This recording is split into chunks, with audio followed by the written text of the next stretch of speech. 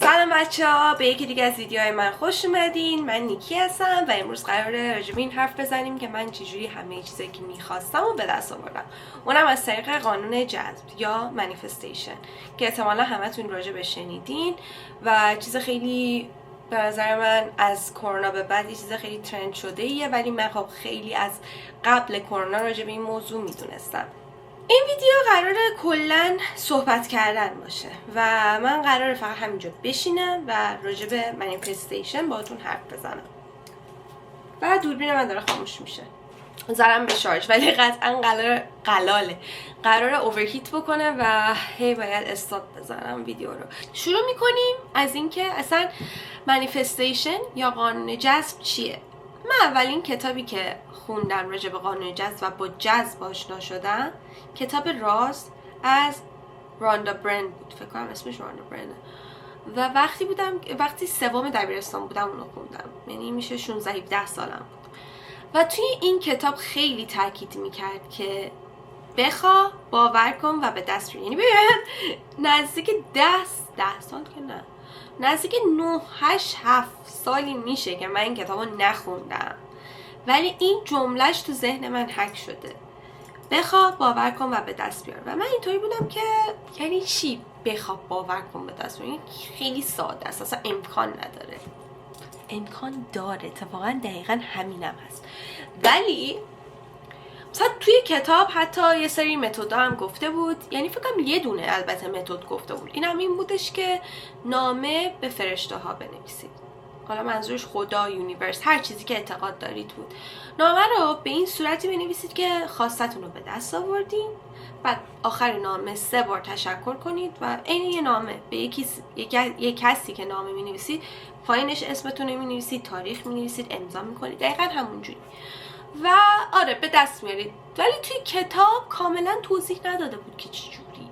یعنی اون گذاشته بود خود کسی که دنبال قانون جذب اینو بفهمه چجوری. یه کتاب دیگه، یعنی من همه کتاباشو خونده بودم، یه کتابی هم داشت، کتابش راجع به تجربیات کسایی بودش که از قانون جذب استفاده کرده بودن، حتی مستندم داشت، ولی من حوصله‌ام نکشید هیچ وقت مستندشو ببینم. کتابش اون تجربیاتش اینجوری بودش که داشتن همه میگفتن که آره من به آشناهام و فامیلا و دوستام میگفتم که من این هدفمه و مطمئنم به این هدفم میرسم، منو مسخره میکردن، میگفتن نه تو رویاهاتی، ولی رسیدم بهش، دست از باورم بر نداشتم. من گفتم اوکی، منم امتحان میکنم دیگه. شروع کردم، مثلا یادم موقع کنکوری بودم از خندم مشخصه، اصلا خاطرات خوبی ندارم از کنکور، ولی خب اون موقع خواسته ها متفاوت بود. مثلا شروع کردم نامه نوشتن به فرشته ها و خواستم و می نوشتم، هیچ نتیجه‌ای نمی گرفتم، تا اینکه تصمیم گرفتم بیشتر راجبش تحقیق کنم و با متدهای بیشتری آشنا شدم، مثل 369 که قانون تسلا، 333 444. 333 یعنی تو 3 روز متوالی 33 بار خواستتو می نویسی. 444 همینطور 4 روز متوالی 44 بار می نویسی. 369 که قانون تسلاه، 3 6 9 3 بار صبح می نویسی، 6 بار بعد از ظهر می نویسی، 9 بار شب می نویسی. و یه چیزی که باید دقت کنید که موقعی که قانون جذبتون رو دارید می نویسید، زمان فعلتونه. باید یه جوری بنویسید که اونو الان دارید، نباید بنویسید آره من مثلا میخوام فلان دانشگاه قبول شم، من فلان ماشین رو میخوام. نه، باید بنویسی که خیلی ممنونم، مثلا یه جوری حسشم بکنی، یه جوری بنویسی که خودت باور بشه. بگو خیلی خوشحالم که من الان این دانشگاه دارم درس میخونم، من الان خیلی خوشحالم که همچین ماشینی رو دارم و رانندگی میکنم و باش بیرون میرم، و همینطور ادامه پیدا میکنه. و آره من این متد رو شروع کردم انجام دادن، ولی یه چیزی رو که دقت کردم وقتی که داشتم مثلا تو اون 2-3 سالی که انجام میدادم، یه چیزی رو که دقت کردم این بودش که من با اینکه مینویسم ولی باور ندارم. و دلیلی هم که میگن بنویسین، اوایل این مسیر منیفستیشنی که دارید طی میکنید میگن بنویسید، به خاطر ذهن ناخودآگاهتونه. ذهن ناخودآگاه منطق نمیفهمه. چیزی رو که تو باور کنی و باور میکنه. واسه همین نوشتن خیلی تاثیر داره. وقتی مینویسی مینویسی ذهن ناخودآگاهت دیگه نمیفهمه واقعیه یا فیکه و باورش میکنه و فکر میکنه تو واقعا اونو داری. و وقتی ذهن ناخودآگاهت باور میکنه که تو اونو داری، اون چیزی که تو میخوای وارد زندگیت میشه، چون فرکانست مطابق چیزی که میخوای هست. هر انسان فرکانسی داره و این فرکانس مثل آهنربا عمل میکنه. تو اگه فرکانست پایینه، آدم افسرده‌ای هستی، باور داری که بدبختی، مثل یه آهنربایی هستی که بدبختی ها رو به خودش جذب میکنه. اما نه، اگه فرکانس بالایی داری و باور میکنی خوشبختی و حتی اتفاقات بدی هم برات میفته و میگی که اوکی لابد یه چیزی بوده، دلیلی داشته، چیزای مثبت رو سمت خودت جذب میکنی، بهترین چیزا رو سمت خودت جذب میکنی، آدمای خوب رو سمت خودت جذب میکنی و حتی ممکنه تنها باشی، یعنی تنها باشی. دلیلش اینه که تو اون جایی که تو زندگی میکنی، تو اون مرحله‌ای که از زندگی هستی، هیچ آدم خوبی نیست و جهان نمیخواد آدمای منفی، آدمای بدزاد، کسایی که انرژی پایین دارن رو بیاره برات. برای همین تنهایی. یا حتی یه مثالی که مطمئنم هممون 99.9% تجربهش داشتیم این بوده که مدرسه که میرفتیم، وقتی یه بار درس نمیخوندیم و معلم میخواسته بپرسه، به دوستاتون، به بغل دستتون میگفتین من مطمئنم از من امروز میپرسه. چرا؟ چون من نخوندم، میدونم از من میپرسه، همیشه میخونم ازم نمیپرسه، ولی امروز چون نخوندم از من میپرسه. و همون اتفاقا میفته. هممون 100% به این باور داشتیم که، یعنی بهش باور داشتیم معلمه میپرسه من میپرسیم. من گفتم مثلا چیزایی که انجام میدادم فهمیدم که من اون باور 100% رو ندارم و اون باور 100% خیلی مهمه توی قانون جذب. و سعی کردم یه راهی برای خودم درست بکنم که من به اون باور 100 برسم و گفتم آقا من چیز بزرگ شروع نکنم، یه چیزی که معلوم نیست خیلی بزرگه، برای همین از چیز کوچیک شروع کردم، هی کوچیک و وقتی کم کم اونا رو به دست آوردم من باورم 100% شد. و یکی دیگه از راهایی که من خیلی مثلا نشونه میگرفتم از یونیورس و خدا و اینا بهتون بگم، گفتم نشونه، وقتی که شما وارد این سیکل منیفستیشن میشین اصولا بعدش یه سری نشونه ها میبینید، حالا یا انجلز نامبر، یعنی شماره‌های فرشته ها که یعنی عددهای شبیه هم یا عددهای آینه شده، مثلا 12 21 444 333 777 یا مثلا 171 همچین چیزایی. ساعت گوشیتون توی بیرون توی تابلوهایی که میبینید و یا یه سری چیزا که مربوط به اون خواسته شما و فقط خودتون اون ساین رو میفهمین، اون نشونه رو میفهمین. مثلا ممکنه به دوستتون بگید آره من این نشونه رو دیدم و میدونم ربط به منیفست من داره و دوستتون مسخره‌تون کنه، بگه مثلا توهمیه، چه ربطی داره اصلا. و خب وقتی منو دوستم و چون ما اون موقع هدفمون شبیه هم بود، یه چیز مشترکی رو میخواستیم و اون هدف توی ایران قابل انجام شدن نبود و مثلا آمریکا باید میرفتیم و اینم بهتون بگم که من به اون هدف خیلی نزدیک شدم و بعدم پشیمون شدم که بخوام انجامش دیگه بدم.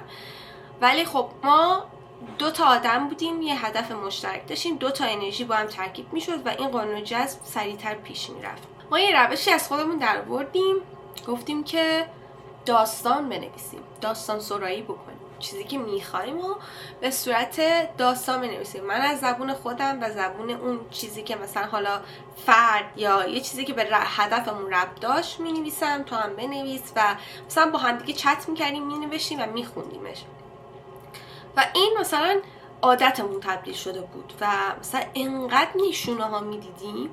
مثلا چه میدونیم، مثلا میگم فلان خواننده توی اون داستان ما بود و گفته بودیم که خونش این شکلیه و مثلا طرف اصلا از خونه و ایناش عکس و ویدیویی نذاشته بود. بعد میومدی میدیدی 2-3 روز بعدش خواننده اون شخص یه استوری از خونش گذاشته و دقیقاً همون چیزی که ما گفتیم، حالا کاملا هم نه ها، ممکنه مثلا بگیم گلدون بنفش داشت تو خونش، اونو استوری میکرد و این برای ما نشونه بود و این نشونه ها بیشتر میشد، ما هی باورمون بیشتر میشد، چیزایی که میخواستیم و سریعتر جذب میکردیم، تا جایی رسید که من دیگه الان نمی‌نویسم چیزی که میخوام، چون باورم 100% شده و فقط تصورش میکنم و منتظر میشن توی زمان مناسب خودش وارد زندگیم بشه. یه چیز دیگه هم که بهتون بگم، احتمالاً شنیدید همتون، اعتقاد دارم که هر چیزی امکان پذیر هست و هیچ چیزی غیر ممکن نیست. پس وقتی میتونید که جز به جز اون خواستتون رو تصور بکنید، یعنی میتونید. یه نکته خیلی مهم اینو همیشه در نظر داشته باشین که هیچ چیزی تو این دنیا رایگان نیست. در قبالش باید یه چیزی پرداخت بکنی. حالا اون پرداخت کردن پول نیست، ولی رابطت با جهان هم همینطوره. جهان هیچ وقت نمیاد به تو یه چیزی رو رایگان بهت بده، حتی اگه باور 100% هم داشته باشی. یه سری چیزا آره فقط باور نیازه، ولی یه سری چیزای دیگه مثل شغل، ماشین، خونه، اینجور چیزا باور نیاز داری. یه شغلی که مثلا میلیون ها آدم اونو بخوان، تو هم بخوای، ولی یه چیزی که تو رو متمایز با بقیه میکنه اینه که باور 100% و تلاش. تو تلاش نکنی، فقط باور کنی، جان میگه خب من چرا به تو بدم، وقتی که 100,000 نفر دیگه هم به من باور دارن که من 100% بهشون اینو میدم، هم دارن تلاش براش میکنن، خب پس من به اونا کمک میکنم تا به تو. و دوم این که مراقب باشین چی دارید منیفست میکنید. یعنی چیزی رو شروع نکنید که باورتون بدتر از بین بره. هر چیزی پله به پله است. مثلا من یه خونه خیلی بزرگه، مثلا چند میلیون دلاری میخوام توی مثلا نمیدونم بگیم مثلا آمریکا میخوام بخرم. من الان کانادا، اول باید به چیا برسم که بتونم اون خونه رو بگیرم؟ الان هیچ کاری ندارم، پس اولین قدم من اینه که کار پیدا بکنم. دومین قدم من اینه که به یه صورتی پولو سیف بکنم برسم به اون پول، بعد به یه صورتی برم آمریکا، حالا تحصیلی، شغلی، هرچی، بعد برم خونه رو بگیرم. پس اینطوری نیستش که من اینجا باشم بعد اینجا برم بپرم، کم کم باید به اون برسم. یعنی یه نقشه ای از هدفها و خواستهاتون درارین، ببینید که چجوری میتونید. آقا این یارو داره راه میشه بیرون، من حواسم پرت میشه، پرده اتاقم زدم بالا نور بیاد. ببینید که آیا مثلا الان منیفستیشن کمکت میکنه به اون چیزی که میخوای برسی یا نه، یا باید اول چیزای دیگر رو منیفست کنی بعد به اون برسی. و هیچ چیزی یه شبه انجام نمیشه، حتی هم باورتون 100 باشه، هیچ چیزی یه شبه انجام نمیشه. چیز دیگه هم، یه نکته دیگه هم که الان یادم اومد بهتون بگم اینه که آقا یه چیزی رو میخوای، هی منتظرش نباشید بیاد تو زندگیتون، چون شما دارید به ذهن ناخودآگاهتون میگید که من اینو دارم. وقتی دارید منیفست میکنید دارید میگید من اینو دارم. تو یه چیزی رو وقتی داشته باشی هیچ وقت منتظرش نمیمونی بیاد وارد زندگی. من این گوشی رو دارم، خب ولی دیگه منتظرش نیستم این بیاد تو زندگیم که دارمش دیگه. چیز خیلی عادیه، برام خیلی عادی شده. خواستهاتون هم باید اینجوری فکر کنید، مثلا اینقدر منتظرش نباشید بیاد تو زندگیتون. وقتی که منیفستشنتون رو نوشتید یا خواستتون رو گفتین دیگه ولش کنید، از ذهنتون پاکش کنید، همش منتظرش نباشید بیاد تو زندگیتون. و این یکی دیگه از البته رازایی که خیلی نمیگن، این منتظر موندنه، یعنی تو باور نداری میاد تو زندگی، پس هیچ وقت نمیاد تو زندگی. و در آخر من بعد این سالایی که منیفستیشن رو انجام دادم دیگه نمی نویسم، صرفا وقتی یه چیزی رو میخوام یه ذره تصور راجبش میکنم، حتی شاید بعضی وقتا تصورم نکنم، یعنی ایمجین نکنم، خودم رو تو اون شرایط نذارم و اینا، فقط راجبش فکر میکنم و میگم که اوکی من مطمئنم 100% یونیورس اینو بهم میده، تلاشم هم میکنم، حالا یا به دستش میارم یا به دستش نمیارم و در حقیقت به دستش هم میارم. یه آخرین نکته هم بهتون بگم و ویدیو رو تموم بکنی اینه که یکی دیگه از چیزایی که باعث میشه منیفستتون به سمتتون بیاد اون حس کردنه. وقتی که دارید یه خواستتون رو مینویسید حسش کنید. مثلا میگی که من این ماشین رو میخوام، خب یه ماشینم داری یا حالا، ولی ماشینت خب اون چیزی نیستش که تو میخوای، یه ماشین خیلی ارزون و اینجور چیزا. مثلا میگی من ماشین چه بدونم فلان چیزو میخوام. اول برو عکس مکساشو یه ذره نگاه کن، داخلشو نگاه کن چه شکلیه، دیزاینش چطوریه و اینا. بعد که هر روز صبح که سوار ماشین خودت میشی تصور کن که اون ماشین خوب است.